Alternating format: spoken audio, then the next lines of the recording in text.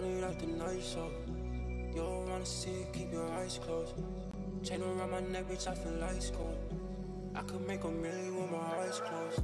Stepping out in Louis or the Fendi. I heard what they say, I'm not offended. She do her Pilates, she stay bendy. G63 up front next to the bendy. You don't wanna step solo. Chain around my neck, look like a light show. Come around me, shorty, know you fine, though. I could probably hit her with my eyes closed. Took the 100 out the night, so you don't wanna see it, keep your eyes closed. Chain around my neck, bitch, I feel like cold. I could make a million with my eyes closed. They could try to touch me, it's a man, dog. Funny that they looking like some fans now. I look way too fast, I need to slow down. Only like shorty when you go down. Do it like that, baby, do it like that. Do it like that, baby, for me. Do it like that, baby, do it like that. Do it like that, baby, for me. Stepping out in Louis or the Fendi. I heard what they say, I'm not offended. She do her Pilates, she stay bendy. G63 up front next to the bendy. You don't wanna step solo. Chain around my neck, look like a light show. Come around me, shorty, know you fine, though. I could probably hit her with my eyes closed.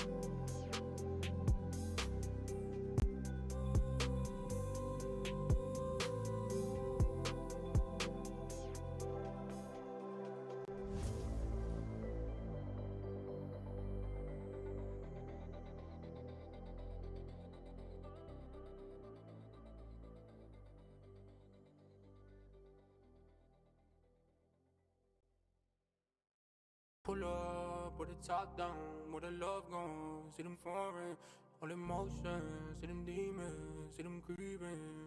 They don't understand how to get it on my. Now one got me feeling like the man on top. Now I'm in the city with the city on lock. Gotta pay up for peace of mind. Oh, I can't go on, lights on me. Not too phone if you're loving on me. Ain't Laurent in the S63. Don't be getting money, need to put it on me. Over 25, if you want it from me. Me and my slimes, yeah, we finna go in. No one outside, gotta stay OT. They ain't even got it, how they talking on me.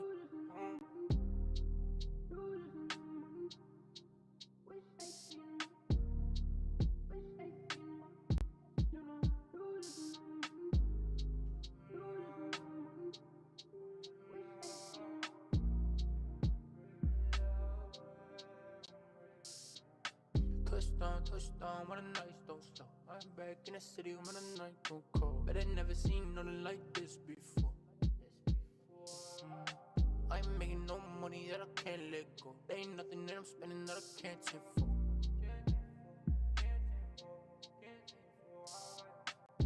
Hard to find reasons why, but I keep creeping now. Yeah.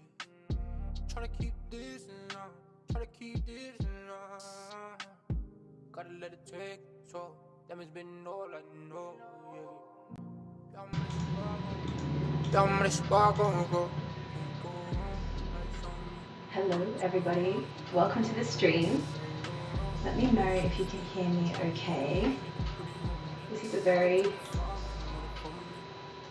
close up of my face. Which one did I set up? Oh god. There it is.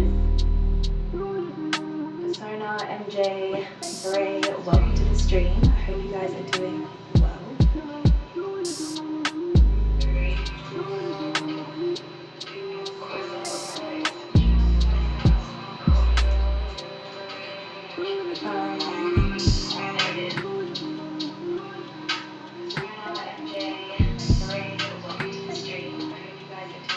The mic is echoed, yes.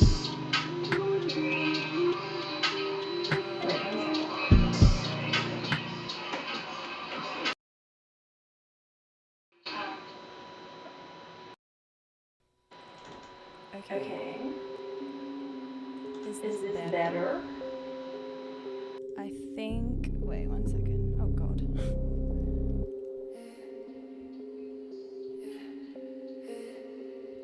Feeling dug down, they start the fire. Feeling, breathe out, don't lose desire. Feeling, you're out of line. Feeling, got it. you blur my mind. Try to fix the flame inside. You liar. Feeling dug down, Alright. they start the fire. Feeling, breathe out. That's too much. That is too damn much. Anyways, how are you guys? I hope you are well. Now we've got the sound sorted and everything is looking pretty good, I would say. Maybe it's a little bit dark. I am going to fix the lighting real quick. I'll be right back. Thank you for being patient.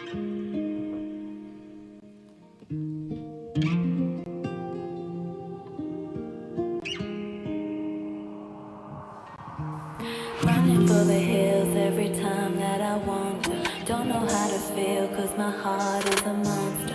Don't know why I'm here, on my mind I can't conquer. Don't know if it's real, so I ponder. I feel alone, I'm on my way. I'm hoping you were gonna stay. It's black and white and nothing gray. I hope you stay. I don't know how to feel. I know this isn't real. Okay. So, Persona, you're saying turn the mic up a little bit. Is this better?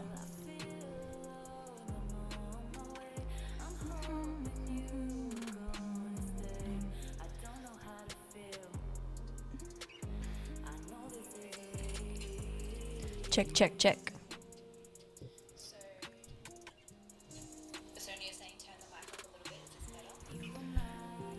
Okay, I've turned it up a little bit. MJ, You're saying, can we react to Mistake? Let's do it. Why not? My...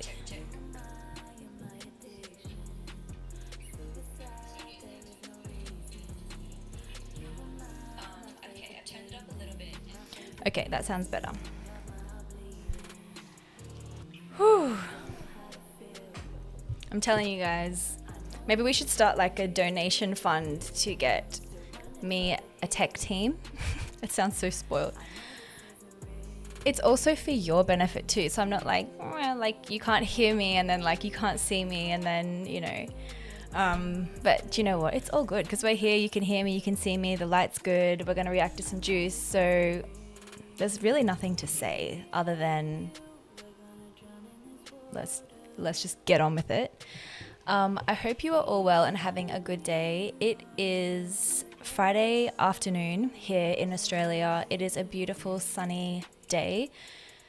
And a good day to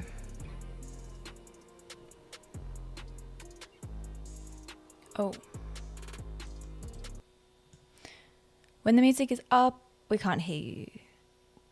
Okay. Is it better now? Let's get the song that you mentioned. Also, can you guys see me live on YouTube? Oh yeah, it's watching. It's watching. Oh God, it's working, and 3 of you are watching. So anybody who is tuned in on YouTube, thank you so much for joining. I'm on Twitch and YouTube at the same time. I've got the multi-stream situation going on. Leek, thank you so much for joining. I hope you've been well. No, Persona, you're not.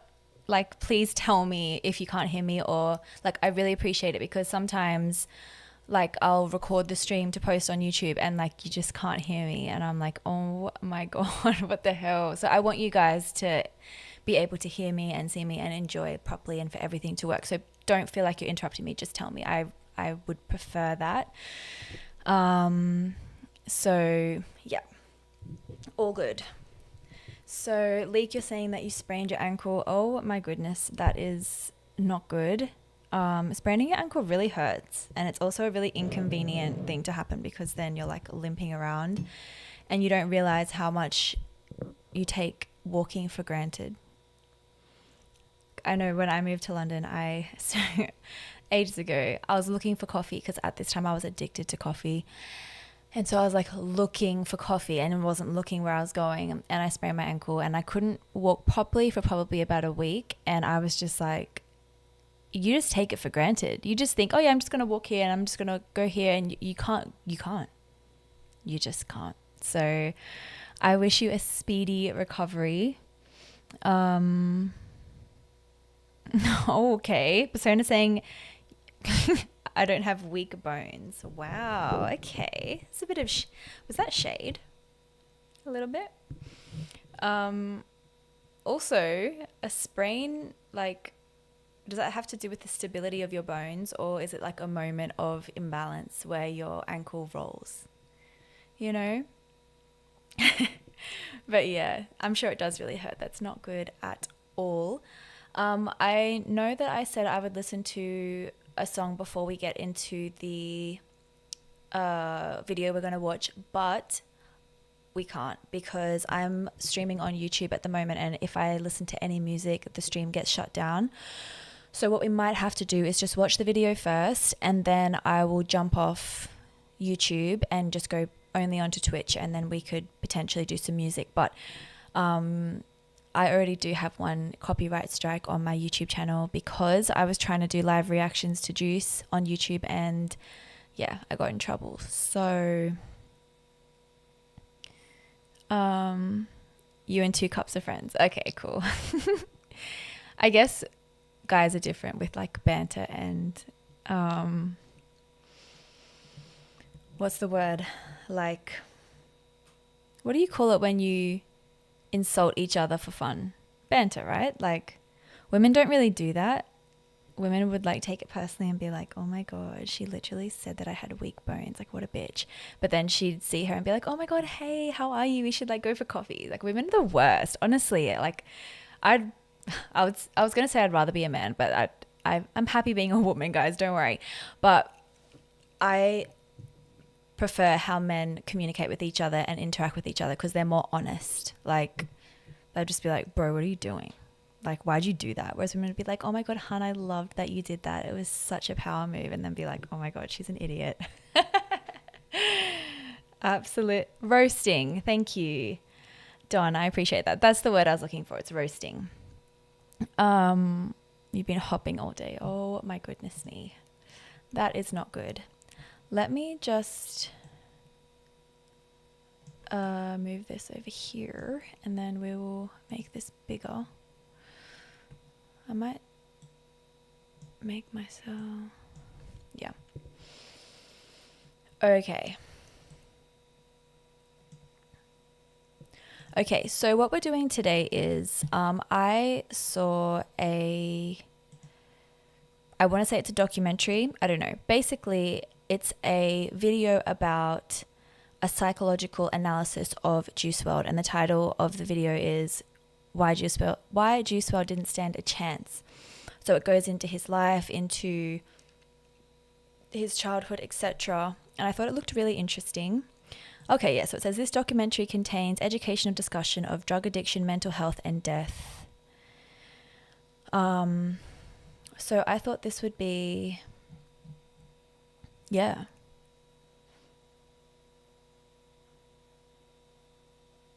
Interesting / give us a good, oh my God. Give us a good insight into kind of the in-depth analysis. Why can't I talk today? No, I need help. Can someone get me a drink? I need a maid. Can someone get me a wine? Do you know what? It is Friday and it's 2 p.m. So I feel like it's socially acceptable to drink.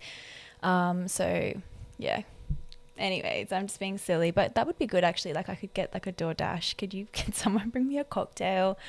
Anyways, I can talk. I can do this. Basically what I'm trying to say is I'm nosy and I like to know more information about artists and their life and what they went through, because then it makes me appreciate the music more. And with Juice WRLD, especially with how deep and emotional his music is, we hear a lot about his pain, but kind of hearing a psychological analysis would be good because it gives us more. It gives us more to delve into, you know? Persona, you're saying you like how I communicate. Thank you so much. I appreciate that, even though sometimes I can't get my words out, for God's sake. Have I seen the actual documentary? Yes, that was one of the first things I ever reacted to, and it was crazy because I just started my YouTube channel and I was getting people like interested in my Juice WRLD reactions, and then somebody suggested the documentary, and then we had like all these people join the Discord, and then we all sat in the Discord chat like with our mics on, etc., except people kind of eventually muted their mics, but tons of people tuned in. It was crazy. It was so cool. There was like, I think we had like maybe 100 or so people, which was really cool, especially when I was just starting my channel and my Twitch and everything. And that is on my, I'm going to be putting that on my Patreon. So I'm going to send you guys that all very shortly. So yes. Anywho, shall we get into this?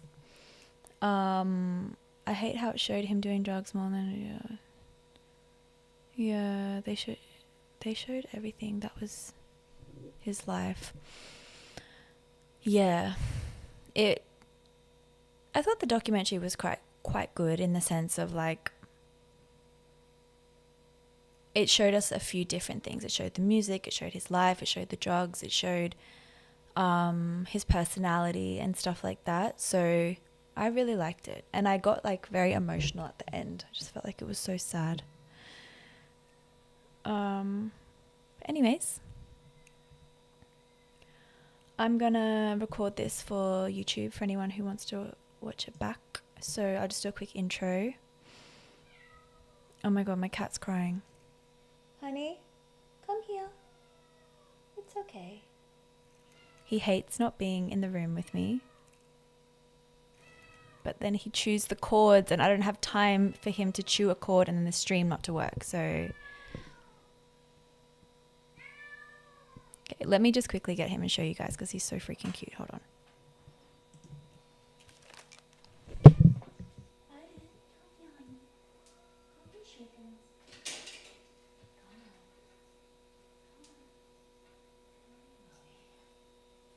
You right, baby?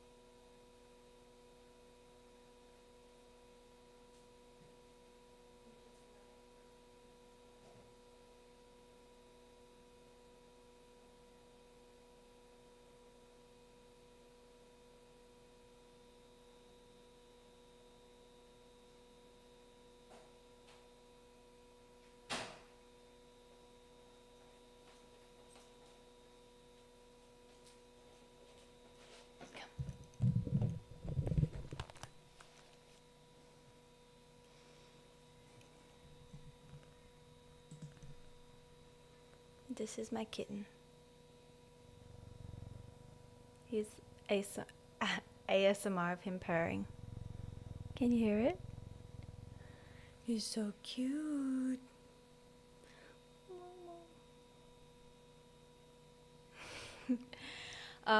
Did I miss anything? Wait, 1 second. Oh, wow. Thank you so much, Don, for all the gifted subscriptions. I truly appreciate that. Look, honey. Look, that's so cool. Oh my gosh. Thank you so much. That's incredible. Thank you, Don. I really am happy now. Are you happy, honey? Are you going to sit with me and be good, or are you going to be naughty? Okay. Lower the noise on the mic. Oh no. Okay, he's running away now after all that. For fuck's sake. Hold on.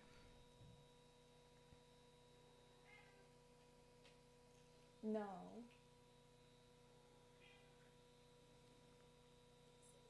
Be good, or are you gonna be naughty? Okay. Lower the noise on the mic. White noise. Oh, okay. I have this fan on. Or is that better? I just turned the fan off. It hurts to hear. Oh God. I'm so sorry. Is it good now? Mic is low. White noise. Oh, okay. I have this fan on.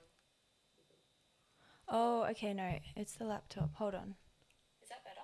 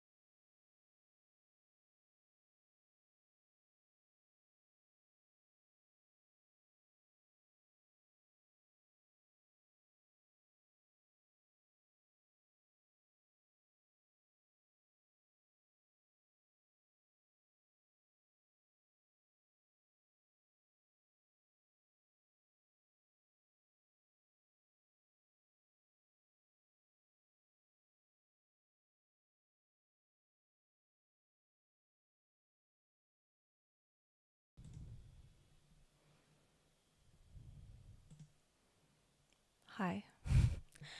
I'm back. Is the white noise thing happening still?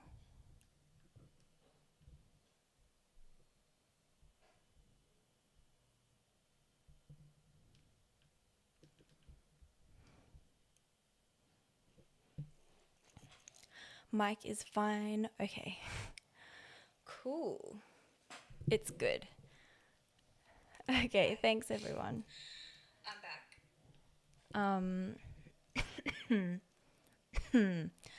Okay. No, we haven't watched the X documentary yet, so let's do that next.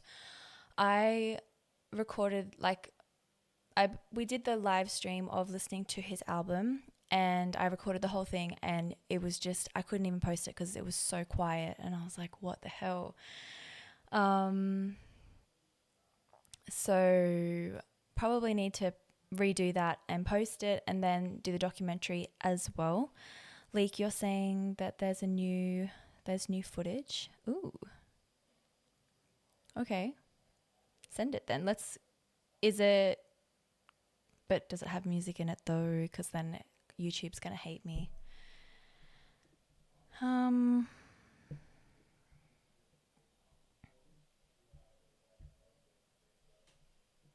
Honestly.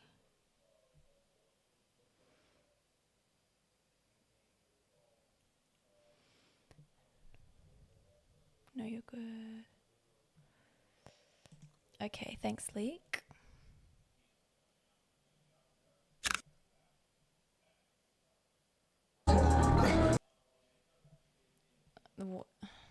Okay, before it even starts, why does Ali always look homeless? Like, don't get me wrong. When I'm in my own house, I'm not like, I don't always have a full glam and, some next outfit.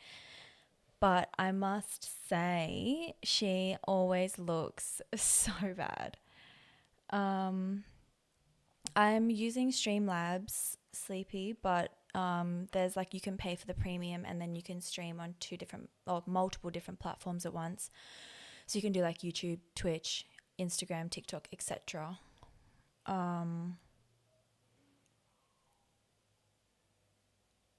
This song isn't out yet. Please release this. Okay, so if I play this right now, while we're on YouTube, I'm not going to get a copyright strike. Is that right, people?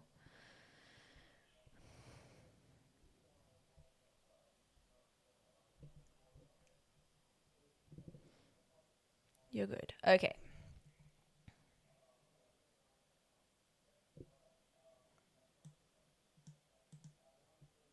How do I even pronounce this word? Murcielago. Murcielago. Is that right?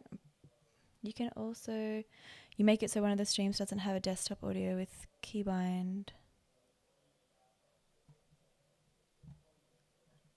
Oh. Okay, Sleepy. That's good to know. I have to look into that. Because that would be really good. Murcielago. God. Bray saying don't know. Okay. I'm going to make the executive decision and say let's listen to it later. I've got it open. So we'll do it later, and the other song that someone said before we can do after. Because right now, how many people are watching on YouTube? We've got a few. All right, cool.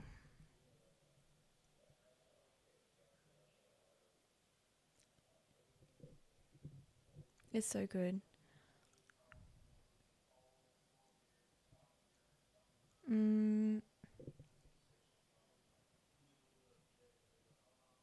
Yeah, label has ownership of the song. No, complete no, people. All right, let's do the music after. I'm sorry, I know you guys want to hear it, and so do I, but let's just get on with this, and then we'll do it after. I'm excited for this. I think it's going to be good. And let's just do it before my mic starts I don't know, turning into a mushroom or something. I'm just going to do a little intro for YouTube. My name's Tristy Jade. I'm a singer-songwriter, and today we are going to be reacting to a documentary called Juice WRLD Didn't Stand a Chance. This is a psychological analysis about Juice WRLD. It's going to look into his life, his drug addiction, and I guess what life circumstances made him who he was. No, that doesn't make sense. This is going to be looking into Juice WRLD's life, and I'm very interested to see this and to hear the analysis. So let's do it. On the 8th of December 2019, at approximately 1 a.m., a private jet carrying Jared Higgins, known globally at this point as Juice WRLD, was landing at Midway International Airport in Chicago. Juice, at this stage of his life, had reached extraordinary heights in record speed, going from a fairly unknown SoundCloud artist to having multiple platinum songs and albums within 2 years. They were arriving in his hometown Chicago to celebrate his 21st birthday, but something tragic would occur upon the plane's landing.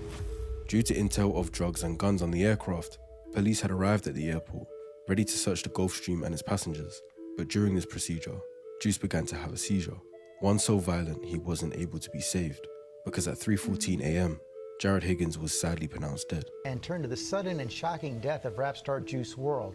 The 21-year-old, who was named Billboard's Best New Artist this year, suffered a medical emergency at Chicago's Midway Airport. This morning, so many questions as to how a seemingly healthy 21-year-old could die so unexpectedly. The toxicology report would reveal that his seizure was far from a random, unlikely, and unpredictable experience. Juice WRLD was a ticking time bomb. He had been taking a significantly unhealthy amount of drugs over a long period of time, until the point his body could no longer maintain itself. But this didn't come as a surprise to his fans, or anyone who really took the time out to seriously take in his music. Juice had constantly rapped lyrics alluding to his struggles with drugs, and those around him had started to notice his habits turning deadly. And then we're really that tour was a big realization of how many pills he was actually doing, because people don't. Who is that guy? Anxiety from Fed searching all the drugs, shock, seizure is my theory. Yeah, that's so sad. That's Chris Long. Oh. Don't realize he would do pills, but it wasn't that many at first when we were first starting to hang out. But then towards the end it was a lot. Right. The last few months there, I'm like, this is starting to get out of control. But how at only 21 years of age does this happen to someone? How could such a deadly addiction take over his body in a seemingly short amount of time? And the question that played on my mind, and I assume many others, is why this happened despite no obvious trauma. He was raised in the suburbs, went to a relatively good school, and had all the talent to take over the world with his music. But this still happened. I wanted to understand why. I wanted to dissect his mind and try my best to understand his psychology. And what I found is that, in my opinion, Juice WRLD didn't stand a chance. All my life, I've had ADD, so my mom has been putting me on Vyvanse and Adderall. That shit damn near ruined my childhood a little bit. He had therapy because he had impulsive behavior, so. He definitely had depression and stuff like that, and he would use drugs and not cope with things the right way, and use drugs to cope with things. I'm not necessarily the most joyful person in the world, but that's one thing that does make me happy, making music. How do you do knowing that it can kill you right away? I feel in today's society, the oxygen we breathe could kill us. Hearing that music at such a young age, nigga, I was trying to sip lean in 6th grade. Yeah. Before you started getting famous, though, you were probably limited on money and resources in terms of getting fucked up, and then all of a sudden you got too much money. I feel when people do drugs, it separates their head from their body even more. It separates their soul from their body even more. Because your mind could be telling you, fuck no. Your mind could be telling you, hell no. But your body is dependent. But I want you to describe that single and that track that we're playing right now. I would tell myself to stay as far away from drugs as possible. So nobody heard this song and wanted to talk to him or something? It's yo, are you okay, man? Do you think he wanted to die? Yeah, this is sad. This is really heavy. Hey, bloody hell. I was like, I knew it was gonna be sad, but like, I wasn't really like prepared mentally for how sad it really is, and how sad the story, like how in depth it's gonna be as well. Let me just quickly get my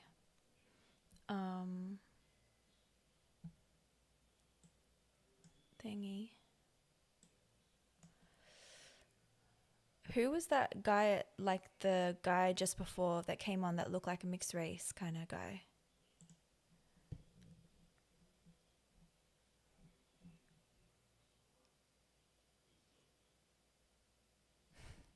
Swean, I hope you're well. Bibi, oh, okay. That's so true. Sween, I'm going to be uploading the Solar Shot Part 2 after this stream. I uploaded the first one last night. Sorry everyone, I'm just getting the Twitch chat up so that the stream can see it.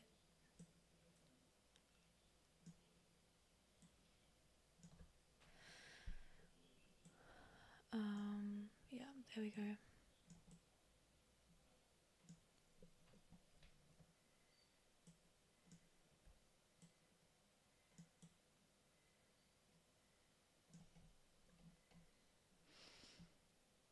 Why not use a chat overlay? I have the chat overlay, but it doesn't work. So I don't know what to do about that.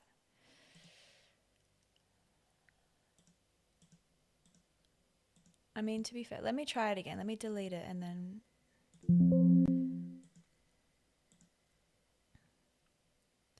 Chat box.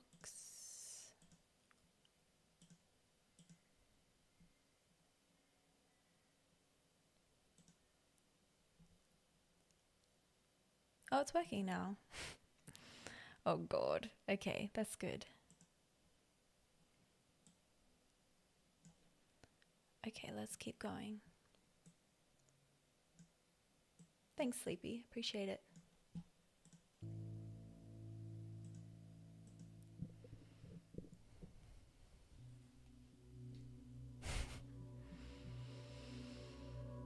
It's crucial for us to understand who Jared Higgins was before he was Juice WRLD, before the drugs. He was so cute. He was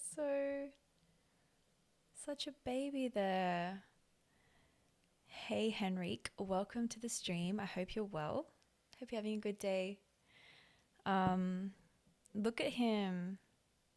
He just looks like a literal It's baby. crucial for us to understand who Jared Higgins was before he was Juice WRLD, before the drugs, before the pain. He was born on December 2nd, 1998, to Carmela Wallace and Carl Higgins, but the two would divorce when Jared was 3 years old.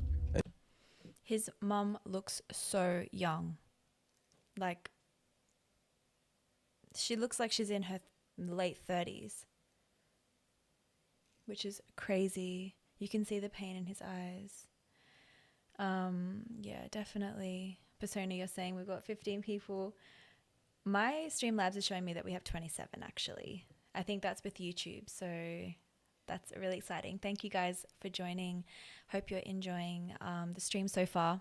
If you have any thoughts, put them in the chat. If not, let's keep watching. He'd spend the rest of his childhood raised by a single mother.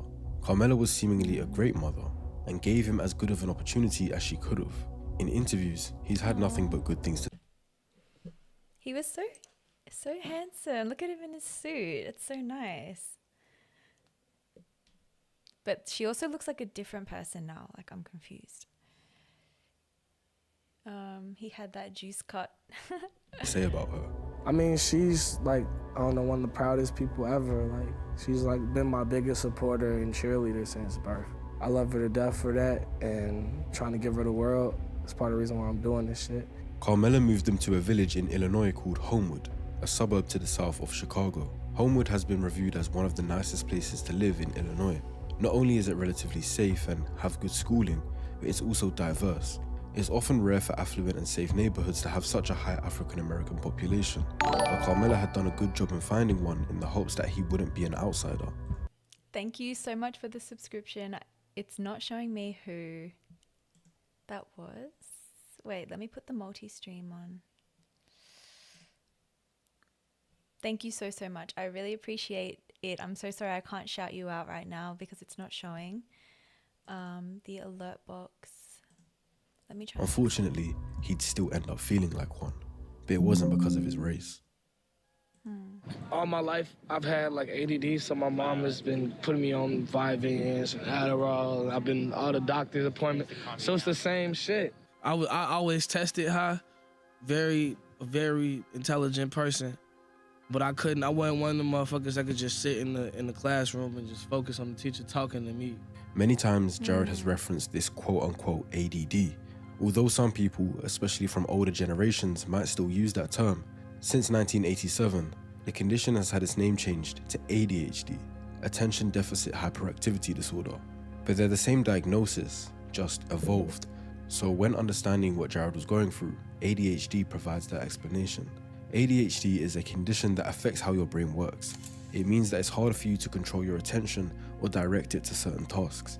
ADHD causes symptoms like difficulty focusing, trouble sitting still, and impulsive behaviors. But it also allows you to get in the zone and hyper-focus on things you really enjoy. ADHD symptoms fall into two big groups: inattention symptoms and hyperactivity impulsivity symptoms. I'll throw all of them on the screen, but inattention symptoms are things like avoiding tasks that require focusing for a long time, getting easily distracted by things going on around you, and starting a task but then getting sidetracked and not finishing it. Hyperactivity impulsivity includes things like getting up when you're supposed to stay seated, having difficulty waiting your turn to do something, or speaking out of turn and finishing other people's sentences. So whilst these may seem like annoying traits if you're around someone with ADHD, you have to remember that they can't really control these impulses or traits, and they have to try extremely hard to suppress them. ADHD is genetic.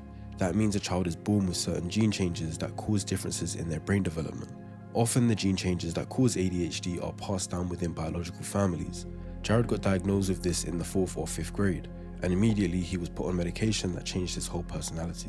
They put you on anything for it? For sure. Adderall? You know they love putting little kids on that Especially shit, man. little black kids from the hood. Of course. I don't really agree with that shit, bro. I was in 5th grade getting diagnosed with ADD. How the fuck can you tell a 5th grader they have ADD? He's in fucking 5th grade. How is he supposed to act? But it started out with Falkland. I've been on all that Falkland.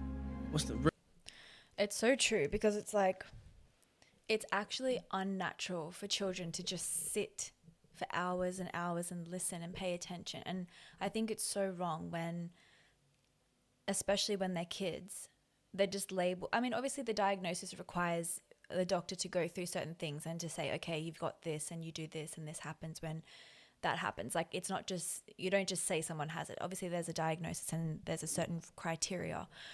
But I don't think it's natural for kids to just sit in one spot and have to listen and just do that. And I think especially for boys, it's harder. Like, I know for girls, it's easier. We sit and chat all day. We could sit and chat and listen to each other. That's easy. But for boys, it's different. I just feel like it's true. It's messed up. So I see where Juice is coming from with that. And he knows that it affected him. Gancitos, you're saying, when am I going to get to the Discord requests? That's a good question. I am planning to do another unreleased listening session next stream because there are so many requests. It's actually crazy. I wonder if there's a way to group certain songs together. I don't know. I have to figure out a system to answer your question. But Henrik, you're saying if X hadn't died, then Juice might still be alive too. X could have helped him. Yeah, I definitely think they would have got along. People had Juice had people around him trying to get him to slow down, but he didn't. Yeah, it's sad. In another reality, yeah, it's true. Ritalin, Vyvanse, Adderall, all that shit. Focalin, Ritalin, Vyvanse, and Adderall are all ADHD stimulants. What's interesting is that if you don't have ADHD and you take these, they can end up making you hyper, talkative, or jittery. When given to someone with ADHD, however, the result is paradoxical. An ADHD brain is often hunting for stimulation because its baseline dopamine levels are low. This feels like multiple thoughts running at once.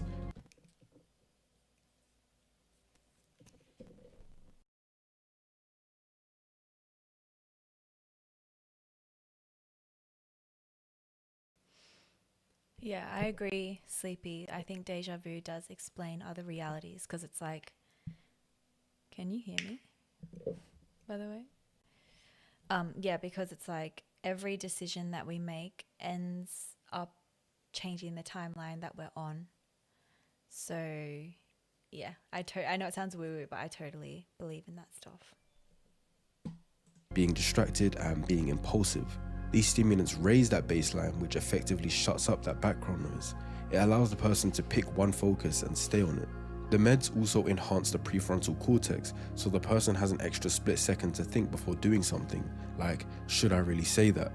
Or, let me finish this before I start that. But also importantly, they change emotional regulation, so the person isn't as reactive to stress or frustration, and it lowers impulsivity. Impulsivity was a big part of Jared's ADHD, based on how Carmela described him. In high school, he had therapy because he had impulsive behavior, so I had him see a psychologist. But back then, when he was 15, what were you seeing that concerned you as a mom? Impulsiveness. You know, it was just that self-control that he just didn't have. But the issue with this medication is that when given the wrong dosage or type, it can make you feel docile and sort of empty, like you have no personality. This happened to Jared, and within a year of being put on the meds, he voluntarily stopped taking them. How did you start taking it? I really stopped taking it on my own she used to pack it with my breakfast, and then she'd have my pills wrapped up, and then I'm supposed to take them after I eat. I used to store them away. When was that, like 5th, 6th grade? I did not like the way that shit made me feel. You know, you took the pill, and for like 15 minutes, you like, all your personality is like enhanced. Like you're all social, class clown, laughing. After the 15 minutes is over, 15 minutes pass, and then all my personality will be gone. Crash.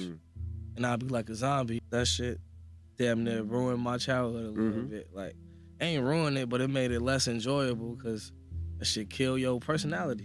But although it's completely understandable that no one would want to feel like that, stopping his meds may have opened the door for other issues to seep through. Amongst others like low self-esteem and not reaching your full potential, an increased risk of developing substance use disorder is also a noted complication. ADHD is fundamentally a dopamine insufficiency problem. The brain's reward circuitry doesn't fire at baseline the way a neurotypical brain does. Substances like opioids, alcohol, and stimulants flood the dopamine system artificially. For someone with ADHD, that hit temporarily corrects a chronic neurological deficit. The brain recognizes it as a relief, which makes the reinforcement loop significantly stronger than it would for someone without ADHD. One of the core ADHD traits is weakened impulse control, specifically the ability to pause between urge and action. The same deficit that makes it hard to sit still in class makes it harder to stop at just one pill or to not reach for a substance when emotionally dysregulated. ADHD brains tend to experience emotions more intensely and have less capacity to regulate them. Substances are an immediately effective regulation tool. People with unmanaged ADHD often start using substances earlier because they're already dysregulated and seeking relief before they have the maturity or resources to find healthier outlets. Earlier onset significantly increases the likelihood of substance dependency developing, and Jared was in the 4th grade. A big misconception I've seen around is Juice had to take meds like Adderall and Vyvanse, so that made him susceptible to drug use. And whilst that might seem like it makes some sort of sense as a passing comment, it's completely wrong, and actually the evidence would suggest the opposite. Studies consistently show that children with ADHD who receive appropriate stimulant medication treatment during childhood actually have a lower risk of developing substance use disorders later, not higher. The science logic is that properly managed ADHD, where the dopamine dysregulation is being addressed, reduces the neurological pressure to self-medicate. So ironically, what Jared says in that Breakfast Club interview provides us with extremely telling evidence that his decision to go against his order to take his meds in the 5th or 6th grade would have increased his likelihood of falling into substance abuse. You might be thinking, yeah, it's really interesting. And I guess it's easy to just assume like, okay, because he was on all these drugs when he was a kid, he was more likely to start taking drugs when he was an adult. But like the documentary is saying, that's actually the opposite, because if he had taken the medication which controlled his dopamine levels in his brain and his impulsivity and his emotional regulation, then he wouldn't have felt the need to potentially take the drugs. You know, in saying that, it's just like, well, it's wrong to put a little child on drugs, of like pharmaceutical drugs, obviously, but it's not black and white. I don't think it's a black and white situation. I think it's complicated, and I think that if Juice felt like his personality just completely vanished when he took the medication, then it wasn't the right medication, it wasn't the right dosage, it wasn't managed well, you know. Sleepy, you're saying that his body gave him signs a week before he passed, throwing up after his concert. Seems like everyone missed it. Hendrik, you're saying, Mama told me I should leave the drugs alone, but I know, but no.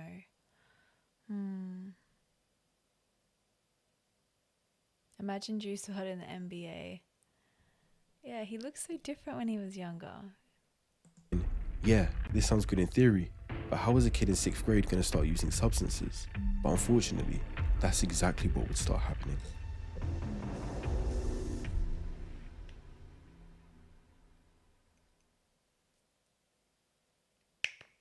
So like 6th, 7th grade, I was hooping, I was playing baseball. I was good at both at the time.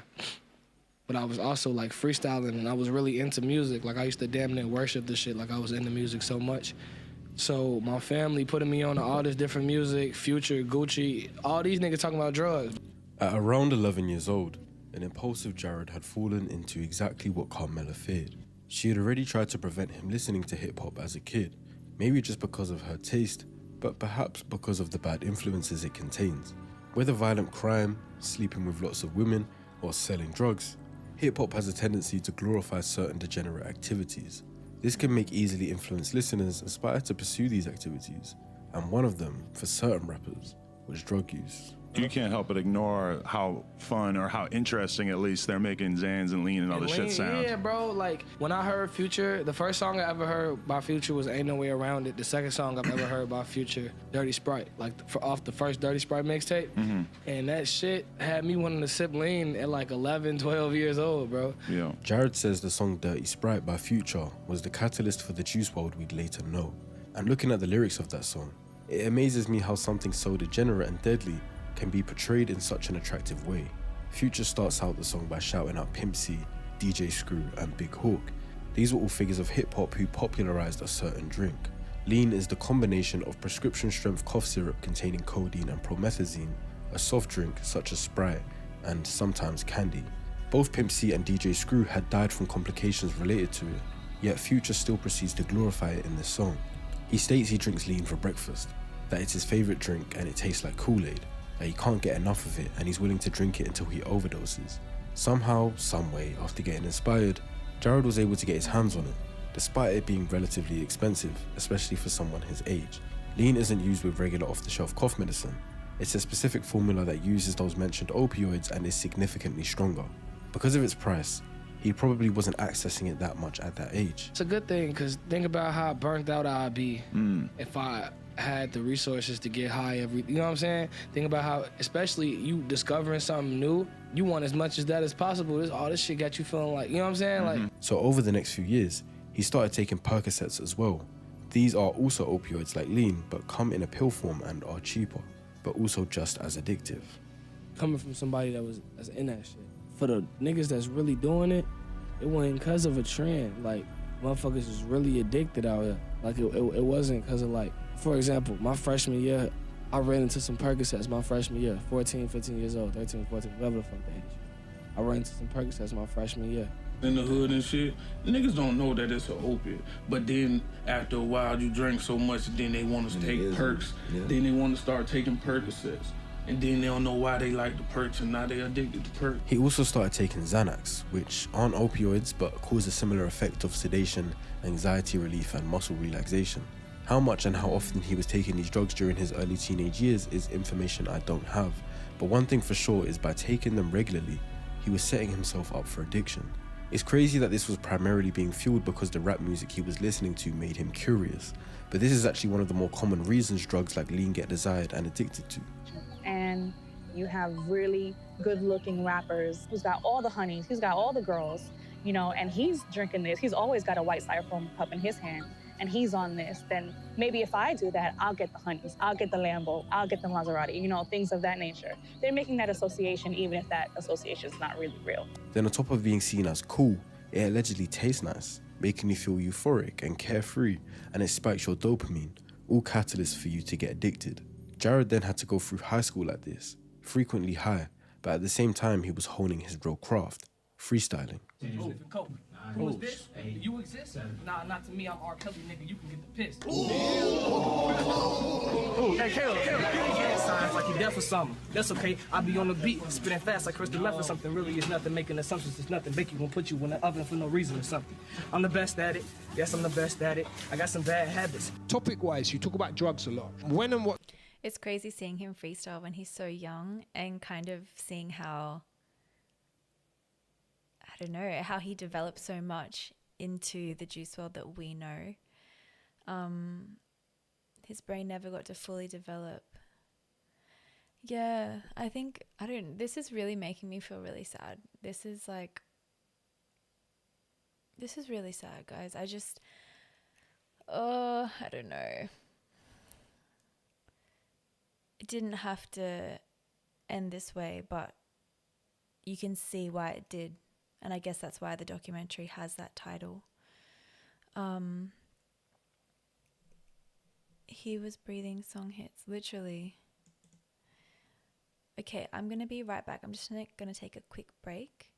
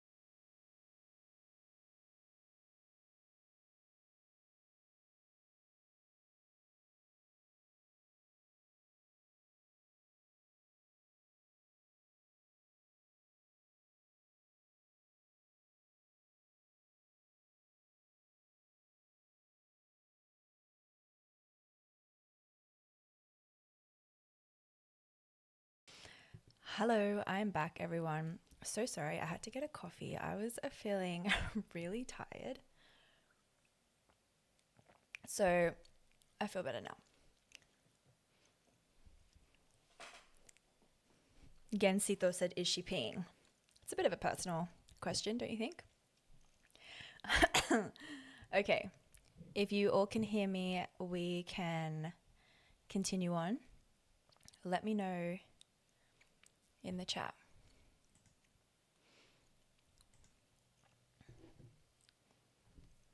Hello.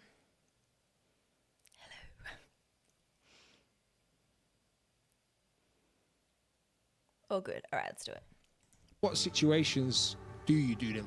When I was experimenting with stuff, I was wild. It was random. Not condoning this or nothing. I used to walk through high school like that, in the studios like that. I just like the feeling of it, you know? He started uploading his music to SoundCloud under the name Juice the Kid. But 2 years passed and he hadn't found success, and it was time to apply for college, one place he didn't want to attend. He actually describes this as the lowest point of his life. Lowest point I was at was when it felt like my music wasn't going to where I wanted it to go, and my grades were fucked up in high school, and it was time for colleges to start looking at motherfuckers. I'd be sitting in my room just going crazy over this shit. He eventually changed his name to Juice WRLD and kept trying to succeed in music. But obviously, the one thing he didn't mention in this answer is how much the drugs would have been ruining him. Before we get into that, this video is sponsored by Luma AI. So you know how with most AI image tools, half the battle is actually figuring fixes that first. Images plug AI not just working with for a workplace in the opioid use actually do to someone.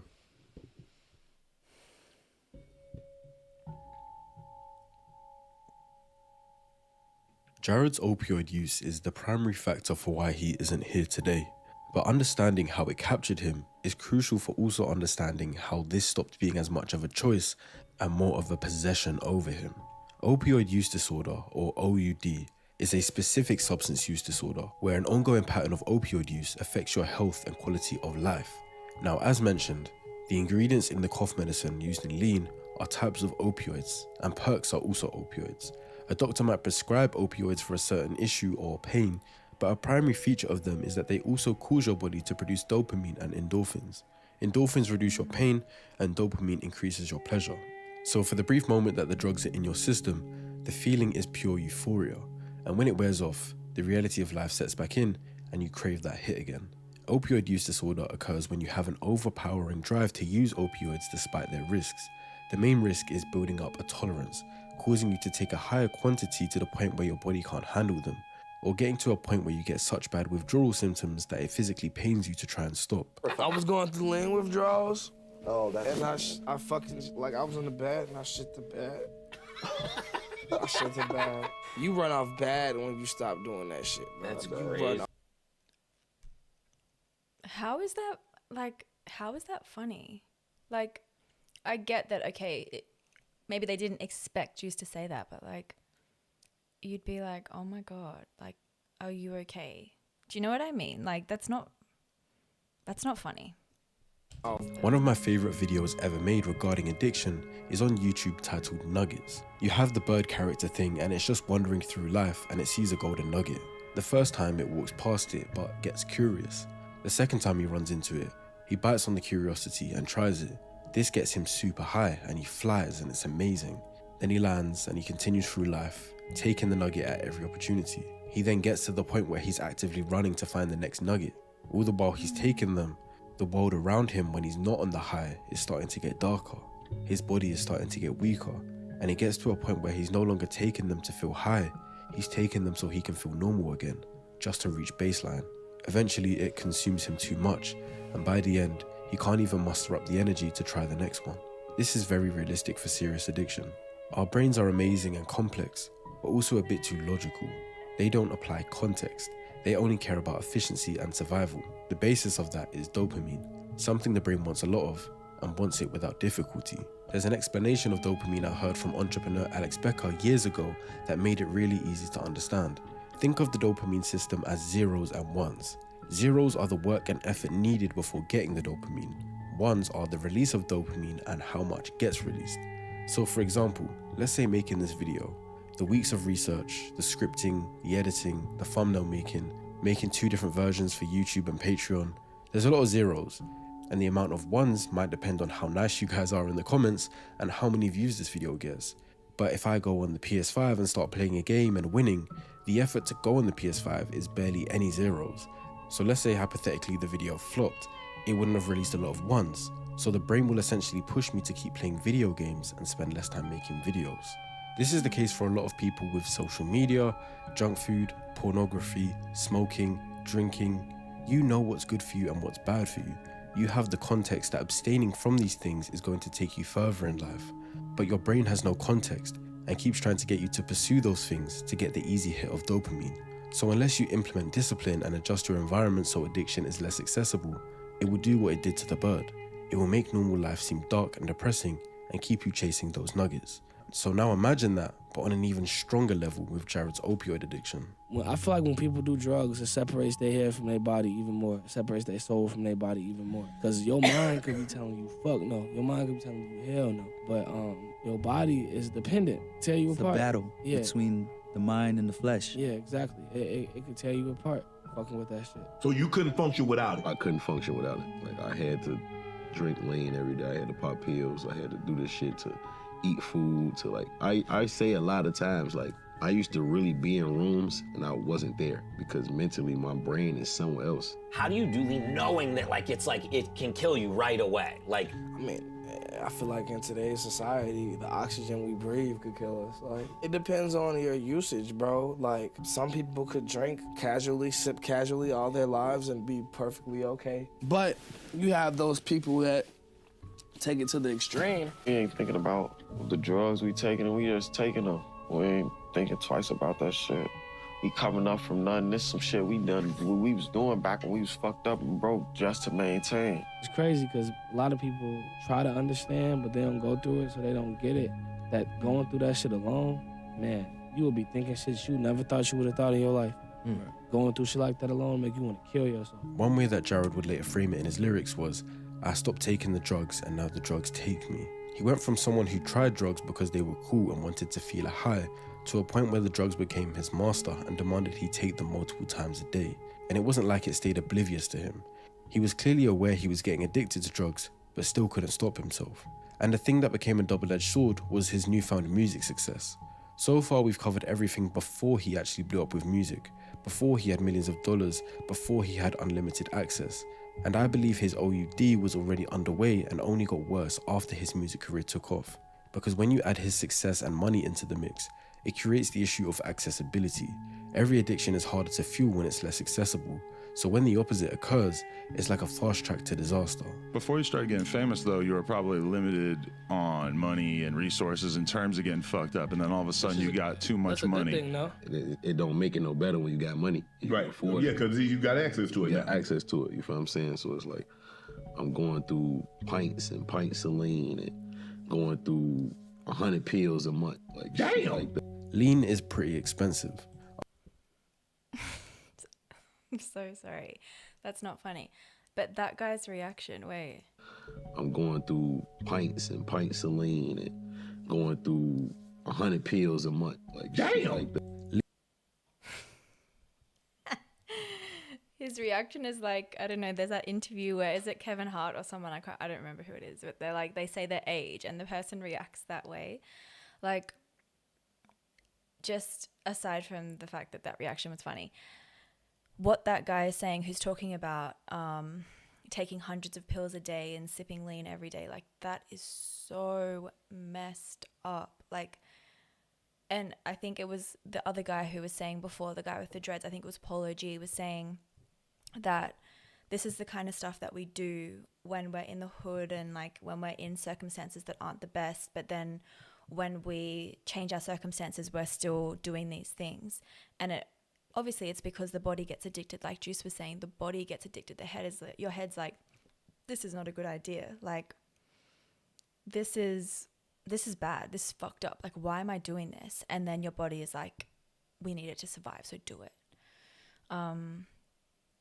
And I think that it's really sad because I noticed that,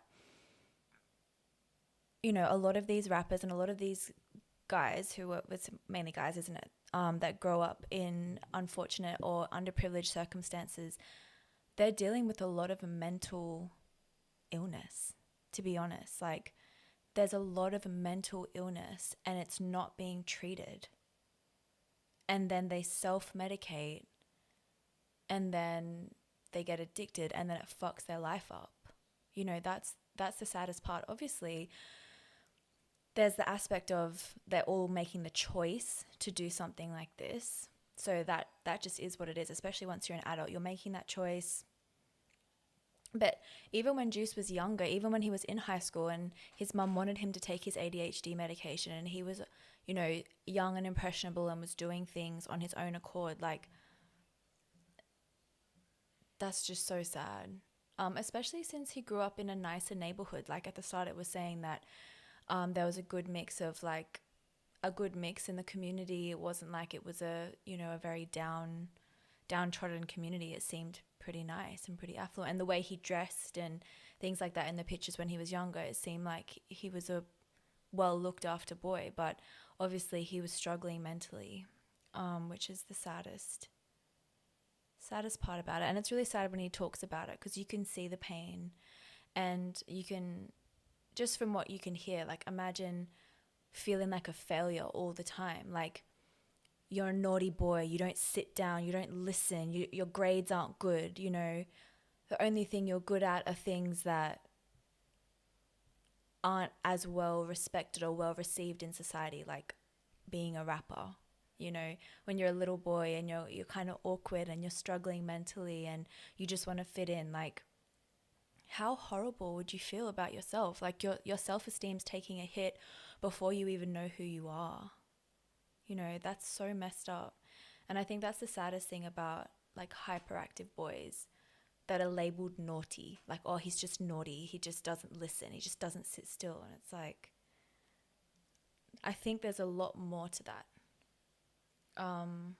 And I think the education system is built to, it's not built for kids. It's just built however they build it. And it's like the kids just need to, you know, sit and do exactly what the system tells them to do when it doesn't make sense for the kids. Like who can say that, you know, all the kids that can't sit still and listen can't learn in a different way? Because Juice WRLD was obviously very smart. He was a smart guy. Look at his music, look at his lyrics, look at the way he does things so well in so many different ways. He was smart, he wasn't dumb. Kids with ADHD are not dumb. They're just different, you know? So it's really sad. It's really, really sad. Leek, you're saying we need a Juice reboot card. I agree. Really sad. Lean is pretty expensive. A popular streamer called Silky opened up about his lean addiction and said at his worst he was spending $50,000 to $80,000 a month. It was getting down to the point where I was spending like at least like, I'd say anywhere around like 50 to like 80K a month. What? Yes, bro. It was on lean? Yes, bro. Rapper Lil Baby said that he was spending $4,000 to $5,000 a week. I'm a drinker, you know what I'm saying? Honestly, I drink like, you know what I'm saying? Heavy? Heavy, like, heavy, like, probably spend like $4,000 to $5,000 a week on lean. $4,000 or $5,000 on lean? Yeah. So Jared being... The other thing that annoys me is, and I understand that it just is what it is, but it's like all the rappers talking about how they do this, and this is exactly why Juice WRLD ended up the way that he did. Like Future's talking about it like, oh, this is my favorite drink, this is what I have for breakfast, glorifying things that destroy your community. Like why does particularly hip hop, rap, those kind of genres, trap, why is it glorifying things that destroy the society? I mean, to be fair, there are other genres that talk about drug use, like I guess back when rock was more prevalent, grunge. I know a lot of grunge artists spoke about taking drugs, but from what I've heard of it, it didn't glorify it. It was more just talking about like the pain of addiction or the realities of addiction, but it wasn't glorifying it, you know? Variety, you're saying it's the devil. Yeah, it really is. It really is so bad. In high school would have been limited to how much he could satisfy his addiction. After graduating high school, he attempted working a job for 2 to 3 weeks at a car parts maker. Around the same time, June 15th, 2017, he released an EP on SoundCloud titled Juice WRLD 999. Thank everybody who supported me, and y'all have a lot to look forward to because some great things are coming pretty fucking soon. I'm really hyped and really stoked and just really pumped up. I'm gonna get his music shit all I got and see where it gets me, so. And this contained the legendary song Lucid Dreams, the song that would, over the next year, catapult him into worldwide stardom and become his biggest song to date. Only 9 months of releasing that EP, he was signing a $3 million deal with Interscope Records, and every radio show wanted his interview. I got Juice WRLD in the building. Yo, what's good? What's poppin'? What's going on, man? Man, nothing much, bro. There's a line you recently said, too, that impacted a lot of people. We're not going to make it till 21. You don't feel that way, do you? Or do you honestly feel that way? I feel like everybody dying young, you know what I'm saying? Not foreshadowing anything or wishing that upon myself. Where are you at now when it comes to, you know, either Xan popping, pill popping, whatever it may be? Where's Juice WRLD at now? I mean, Xans are horrible. I think that's worse than crack. In one of his interviews, clearly off drugs, slurring his words, he literally dozes off mid-interview. It's some good stuff. It's not just fluff. It's like a lot, sounds like a lot of heart gone into it. I want you to describe that single and that track that we're playing right now.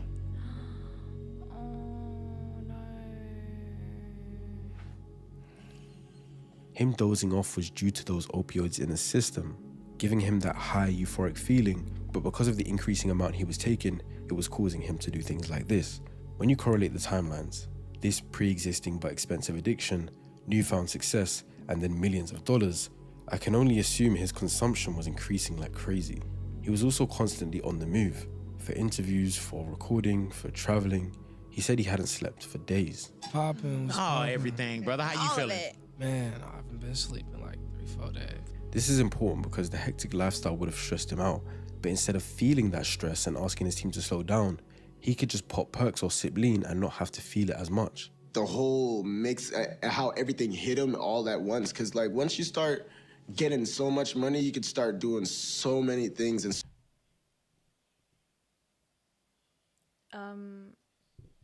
who is this guy and why is he wearing those earrings? Like, I'm so nosy. I'm always like, who's that? Like, then you tell me, and then like, what does that mean? I don't know. But like, who is that? I need to know. Why is he wearing those earrings? Like, what is the deal? so many things start coming at you at one time, you feel me? So it's like, how do you even know how? Oh wait, this is the guy that was friends with Juice and X, right? Because in the Solar Shot performance, his name was in one of the tracks. Oh, it was it was Juice WRLD's best friend, this guy. Is he gay or bi or something? How to control some shit like that. But Juice wasn't just running from stress and work. I believe he was running from something much deeper.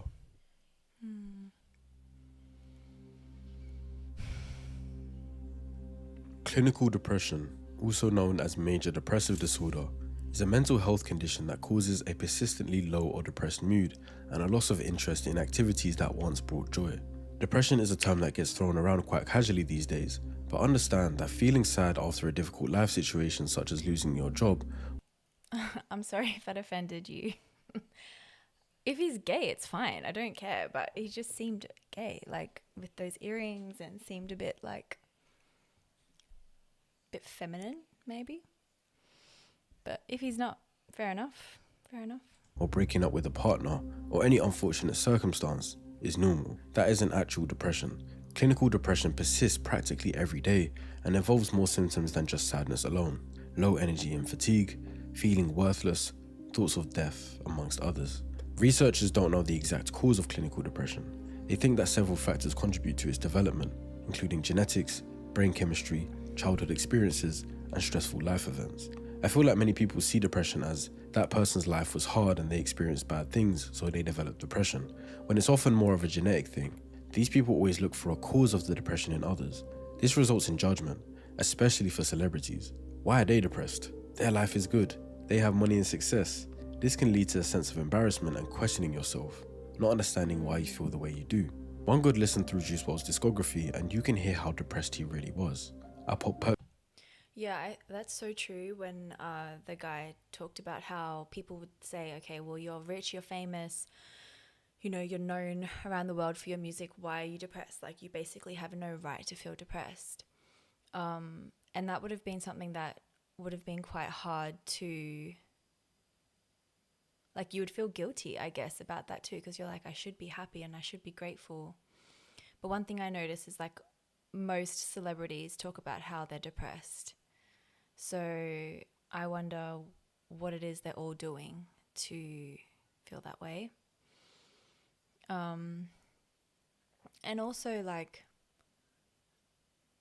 kind of like that brain scan just showed, it can be a multitude of things that make someone depressed. It doesn't just have to be like the current circumstances. It can be their childhood. It can be past stressful events.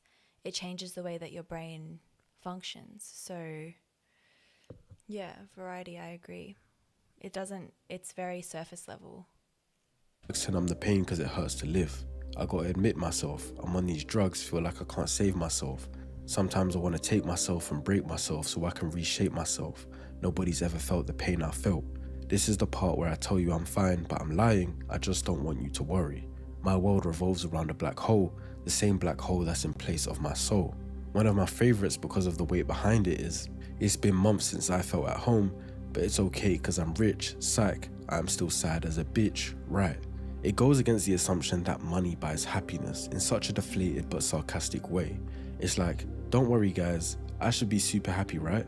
After all, I do have lots of money and lots of success. My name is on billboards and I have so many fans, so much designer clothes, I can travel everywhere, I can buy any car I want, any piece of jewelry. Happiness should be a given. But then when he says psych, it's like realizing that that notion is all a facade. Money buys stability. It buys a sense of freedom from the frequent struggles of the working class, such as rent and bills and childcare, etc. It allows you to have experiences you might have not had without it, sure, but you can't buy a ticket to happiness. Not to get too spiritual on you guys because this is a psychology video, but happiness, in my opinion, comes from contentment. Contentment is essentially the ability to find peace regardless of your situation. You feel the same way internally whether you have something you desire or not. As soon as you try to place your happiness or peace on something external or materialistic, you lose the game and end up on a never-ending chase. When I'm rich, I'll be at peace. When I get my dream car, I'll be happy. These things are similar to beliefs that many people have, and even Jared seemingly misunderstood this.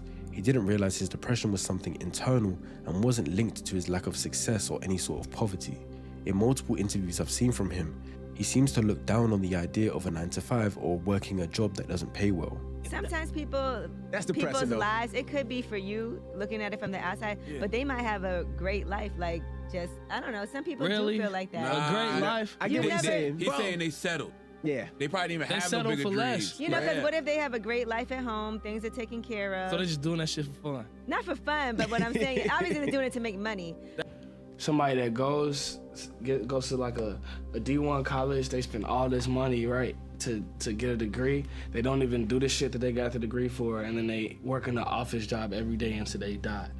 He is in the abyss, or she is in the abyss. But in the Breakfast Club interview, Angela tries to let him know that although those people might not be millionaires, although they might be working till they die, they could still be happy. You know I'm what? cool, bro. Think about all these people we know who we look at from the outside like, oh, they're rich, Yeah. they're financially secure, they're Yeah. great, and then they're really miserable. Because some At least- people, money doesn't equal happiness at all. Shit. He seems to struggle to understand that people working for a minimum wage I think that this is really, I think this kind of goes back to his ADHD brain and how the thought of being kind of locked into a system and locked into a structure that does not suit him feels like hell. And I think that it makes sense that he would feel that way, because he would have felt that way when he was in school. He would have felt that way when he worked that job for a little period of time. But I think, yeah, when your brain is different like that, when you're more creative, when you need more freedom and more flexibility, the thought of having that locked down structure can be quite torturous. So I think it does make sense that Juice was just like, how can you be happy?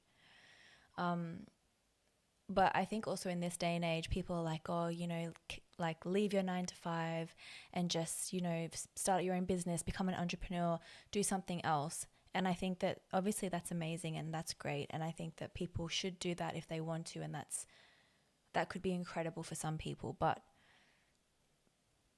some people don't want that. Some people are normal. Some people enjoy their jobs. Obviously, you know, they potentially are not going to be jumping for joy every single day.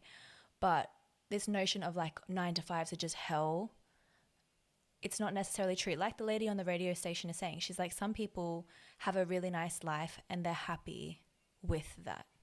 Doesn't mean they don't have hobbies. It doesn't mean they don't have other things they have going on to make their lives more enriched and better. But I don't know. What do you guys think? Do you think that 9 to 5s are just shitty in general?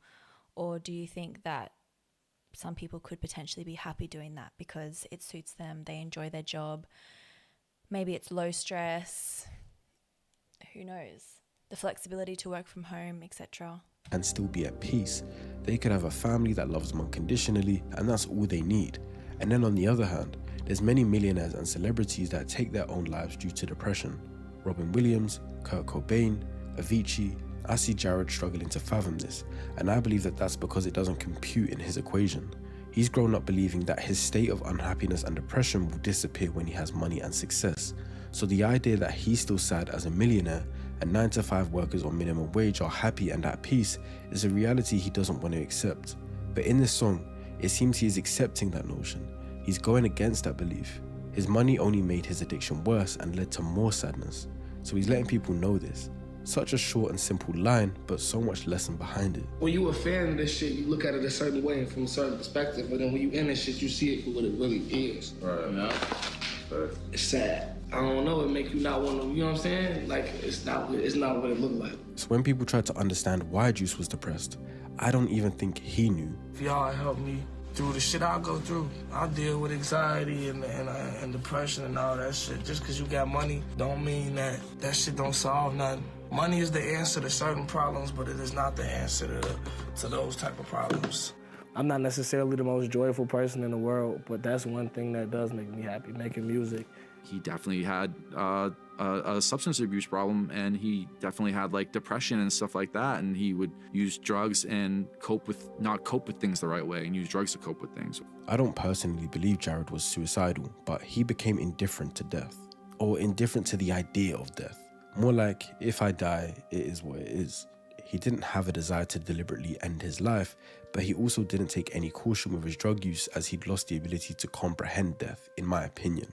The idea of withdrawal and having to confront depression without drugs seemed like a much harder task. Maybe because he had been taking the drugs for so long and he had kind of got away with it so many times, he was under the impression that he would somewhat continue to get away with it. It's like there were so many near-death experiences, but he came through. So he's like, well, it was fine last time, so I'll just do it again. You know, it kind of lowers his risk tolerance. Than just closing your eyes and having no consciousness forever. What's also really interesting is that ADHD has a very strong correlation with depression. Roughly 30 to 50% of people with ADHD will develop a depressive disorder at some point in their life, compared to around 7 to 10% of the general population. This is due to a mix of genetic reasons, but also environmental reasons.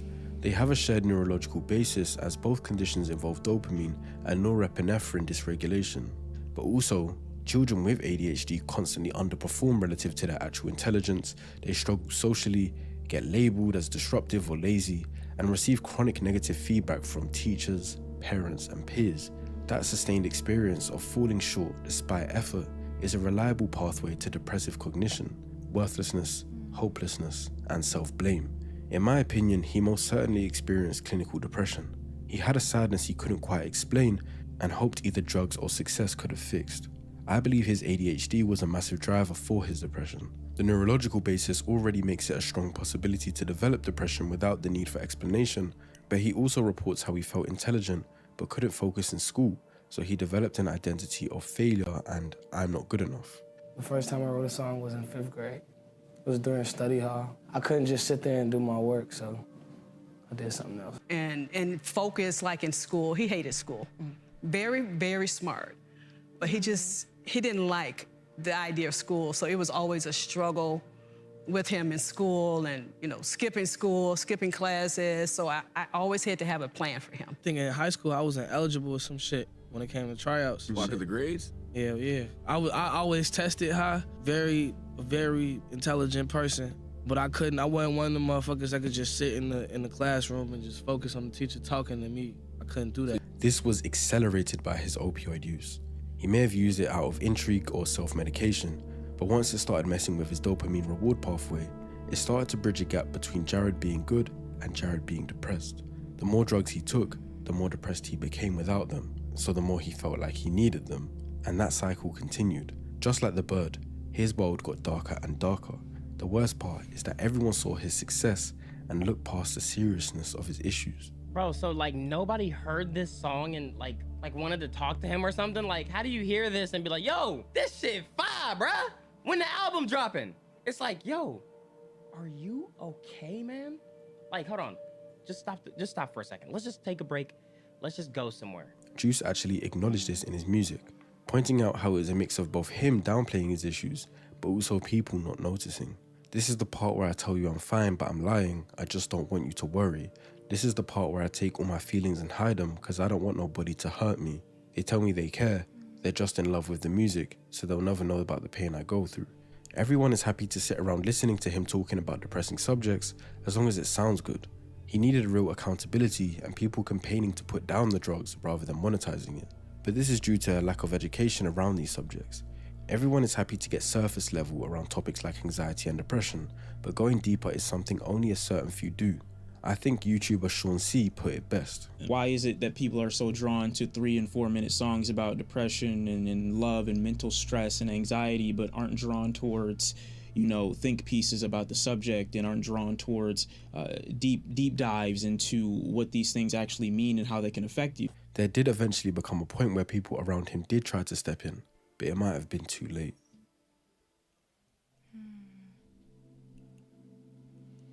Okay, and the Billboard Music Award goes to Juice WRLD. Wow. It's crazy all the stuff that could happen in a year. Juice WRLD in 2019 was a global star. In March, he'd released his album Death Race for Love. Despite mixed reviews from critics, the album was commercially as successful as it could have been, debuting at #1 on the Billboard 200. During this time, he'd been in a relationship with Ali Lottie. She was about 6 years older than Jared, and he was super in love with her during their time together. So much so that he vowed to stop taking lean for her as she was concerned. Bae, I'm sorry I be tweaking. You've put up with more than people know. I know I be scaring you. Fuck codeine, I'm done. I love you and I'm letting it be known publicly that shit ain't fucking up the real love I found. Learn from this, everyone. Addiction kills all, but you can overcome.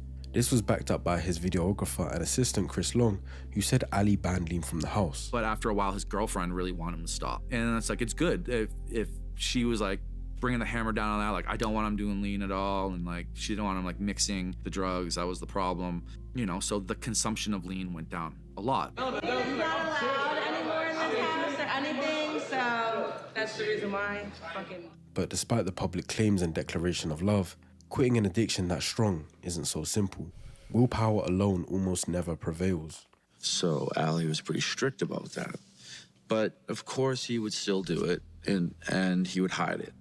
And when he did get it, he would always be like, go pour me up this. You know what I mean? Go take it up, and he'd have to hide it in something, wait till Ali's asleep and stuff. At the peak of his success, he was seemingly at the peak of his addiction also.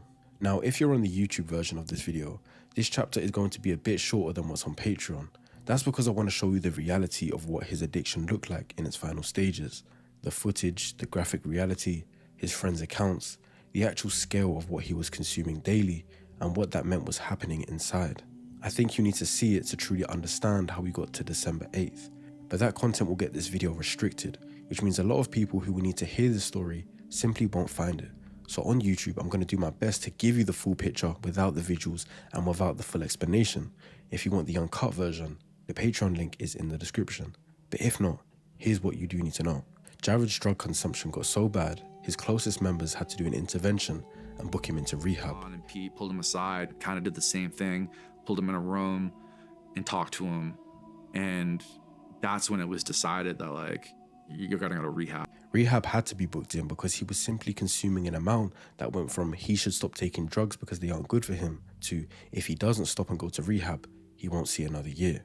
When addiction gets to a serious level, you consume or indulge purely out of automation rather than the genuine desire to do so. From the evidence I've seen, Jared genuinely got to the point where he was consuming a large amount on autopilot. Unbeknownst to a lot of people, opioids actually have a relatively low euphoric ceiling, meaning that taking a lot doesn't actually give you a bigger high. It just means more side effects and more risk. But because of his super high tolerance, he had to consume that much just to get the same feeling he did taking one back in the day. And of course, the body is only able to handle so much. Jared knew the dangers of what he was doing. He wasn't oblivious. In his song Righteous, he says, "We may die this evening, coughing, wheezing, bleeding." In many of his interviews, he made it clear that he knows these drugs are deadly, just like Future did in his music by acknowledging those who passed away from opioid-related issues. But he was simply too far gone. Rehab was the only option, and as mentioned, it was booked in for the latter half of December.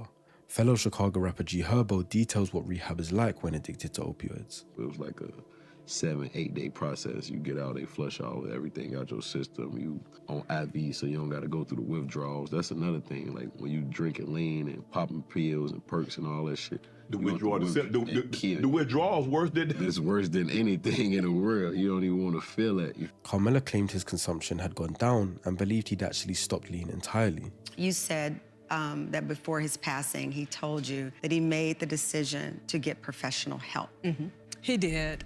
Was he ready to go to rehab? He sounded like it. He wasn't doing the lean anymore. I could tell there was a difference in him, that he wasn't doing the lean. I think he was still doing pills, but he told me he was ready to get help. But the reality is, he wasn't well and still needed his drugs to cope. In November, he tweeted, "My brain is my own worst nightmare. It could be the death of me easily if I didn't somewhat know my way around it." On the 7th of December, according to Chris Long, he did consume a large amount and was continuing to consume throughout the day. In the early hours of the next day, Jared and his crew were landing after flying from LA to Chicago to celebrate his 21st birthday, which was a few days prior.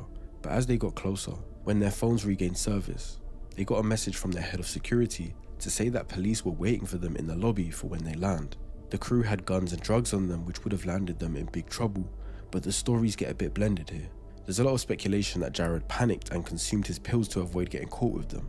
Chris Long, who was there, says that this isn't true, and he was actually quite nonchalant about the whole situation. Someone else held the duffel bag and had all of it. Like, he knew he wasn't gonna get in trouble. He had people around him that are gonna take care of. And his manager, G Money, walks up to him. They're both just like, "We're all good." You're like, "Yeah," or they like high five each other, like, "Don't worry, we're all good. Everything's gonna be cool." But regardless, there were an enormous amount of opioids in Jared's system at the time, and he would end up having a seizure.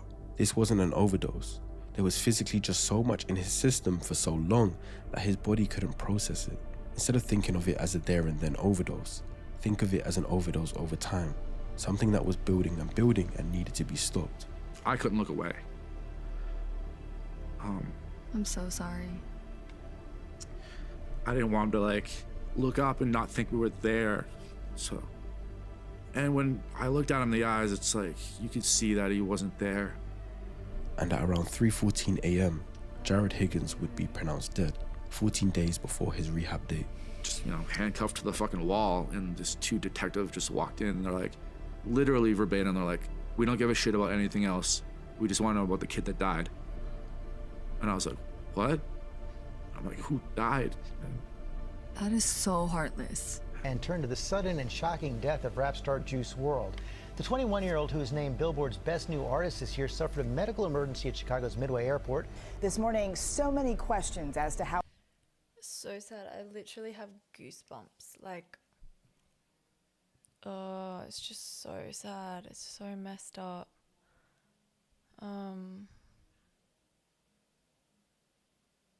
Yeah. And I guess it's like the video was saying, we don't know if he did swallow the pills or if, it was his body just finally giving up.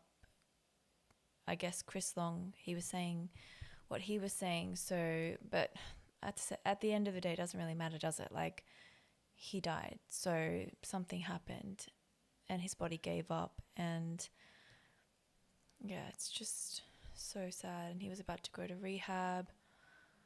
I wonder why they waited so long. Like, it's almost as if, okay, if he was willing to go, then send him the next day. Like, why did they wait? At the same time, I know you can't force people. A seemingly healthy 21-year-old could die so unexpectedly.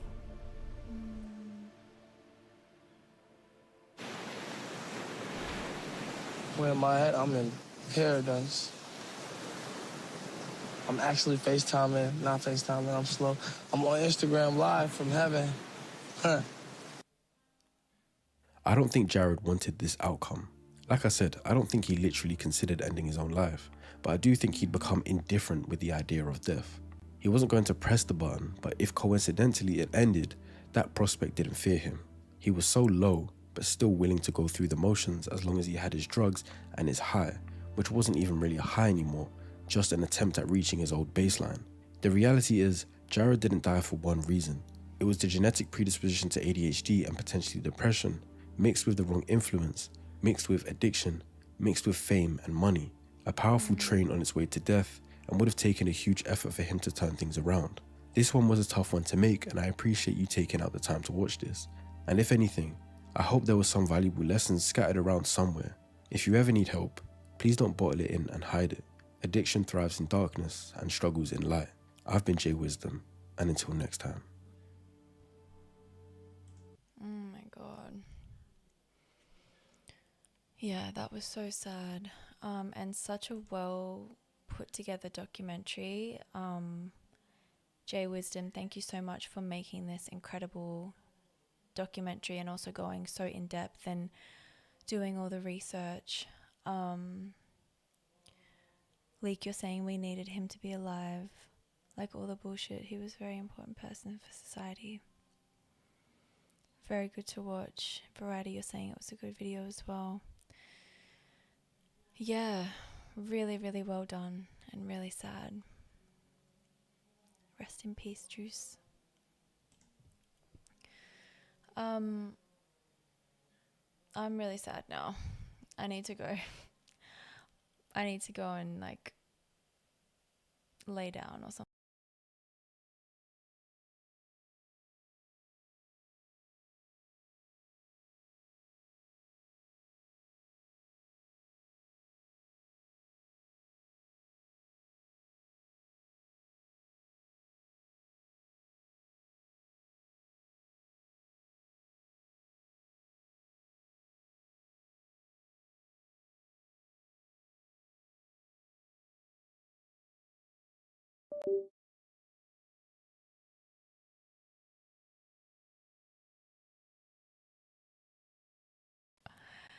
I don't know how much you all heard. Did you hear anything I said? I was just talking shit the whole time. Anyways, what I did say was that I'm really sad now and I need to go and lie down and just like, I don't know. But yeah, it's just so sad. It's just so sad. It's just so messed up. Like, he was so young. He was so young. Imagine, like, I've got to go lay down. Emoji, I do. I'm just like, I don't know. Because it's one thing to just like listen to the music and be like, oh my gosh, it sounds so good. I love the beat. I love the melody, this and that. But like when you really look into his life and what he went through in the interviews and how much pain he was in. I mean, you can see it in his eyes, can't you? Like, he just looks sad. He just looks sad. You just want to give him a hug and be like, it's okay. You just need help. And, you know, okay, Emoji, you need to go to bed. I need to go and lay down. Thank you all so much for tuning in. Let's listen to the songs that I said we would listen to next stream. The stream was worth it. Thank you guys so much for tuning in and also sticking with me through, you know, the mic cutting out and just a whole bunch of random things happening. See you guys later. I hope that you all have a beautiful evening. I know most of you are in America. I will stream. I'm not sure the next day I'll stream. I'll put it in my Discord. So if you haven't joined my Discord yet, please join. If you haven't subscribed to my YouTube channel, please subscribe because we are trying to grow both channels. Thanks again for tuning in. The released songs. I think let's do another unreleased listening party next from the Discord. So if you haven't joined the Discord, join the Discord. We can chat there. Hope you guys have a beautiful